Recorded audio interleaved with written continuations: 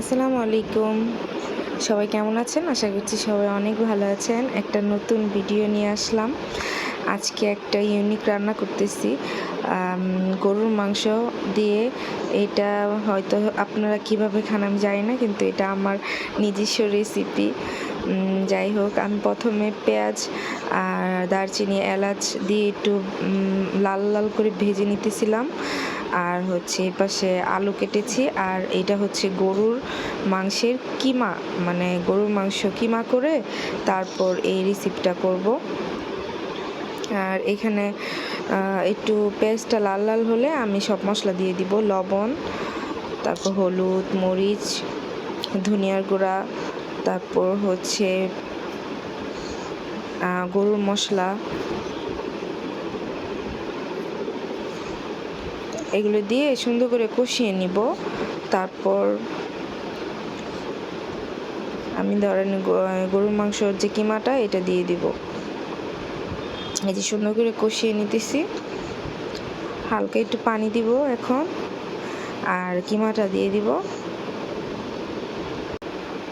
Sorry, আমি তো ভুলে গেছি, আদা রসুন বাটা মনে ছিল না, আদা রসুন বাটাটা একটু পরে দেওয়া হয়েছে। আর এই তো সুন্দর করে কষিয়ে তারপর হচ্ছে এখানে এই কিমাটা দিয়ে দিব।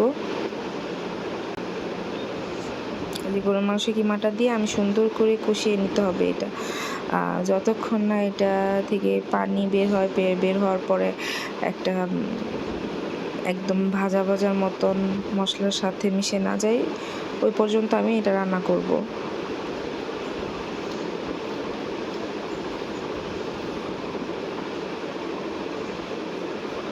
এই রান্নাটা কিন্তু অনেক মজা লাগে। এটা রুটি বা পরোটা, তারপর হচ্ছে নান রুটি, তারপর ভাত দিয়ে আপনি আবার এটা দিয়ে পিঠাও বানাতে পারেন, আলুটা স্কিপ করে। বাট আলুটা দেওয়ার কারণ হচ্ছে একটু মজা লাগে, চিকন চিকন করে আলু দিয়েছি, ভালোই লাগে। আপনারা একবার ট্রাই করে দেখবেন।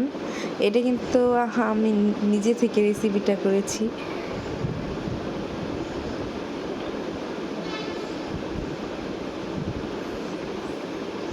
এই যে যতক্ষণ না আপনার গরুর মাংসের পানিটা শুকিয়ে যাচ্ছে সেই পর্যন্ত ধরেন কষাইতে থাকবো। আর এই যে এখন একটু তেল তেল ছেড়ে গেছে, এখন আমি সুন্দর করে আলু দিয়ে দিব।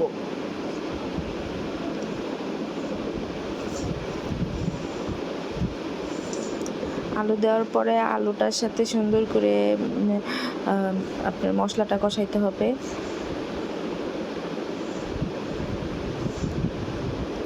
আর এটার মধ্যে ধরেন কম পানি দিয়ে রান্না করাটাই ভালো, কারণ আলু থেকে, গরুর মাংস থেকে কিন্তু পানি উঠে।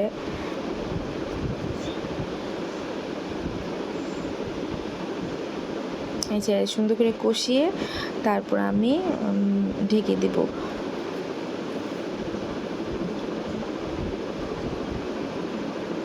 আর এই তো সুন্দর করে কষানো হয়ে গেছে, এখন আমি পানি দিয়ে দিব, পরিমাণ মতন পানি দিয়ে তারপর ঢেকে দিব।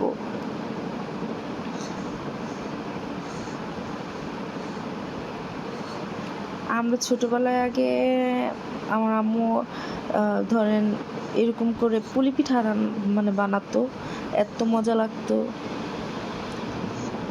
যাই হোক, এই যে এখন পানিটা শুকানো আগ পর্যন্ত ধরেন আমি একটু লাড়াচাড়া দিয়ে নামিয়ে ফেলবো তরকারিটা।